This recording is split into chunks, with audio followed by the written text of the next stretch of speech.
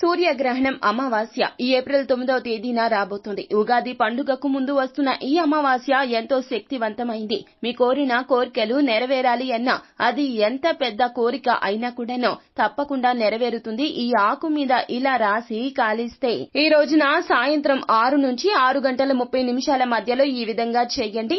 బిర్యానీ ఆకు మీద స్కెచ్ కానీ లేదా పెన్నుతో, బ్లాక్ మాత్రం అస్సలు వాడద్దు, బ్లూ కానీ రెడ్ కానీ పెన్ను లేదా స్కెచ్ తో 6666661111 ఈ యొక్క నెంబర్ ని రాసి ఆ తర్వాత కిందగా మీ యొక్క కోరికను రాసుకోండి.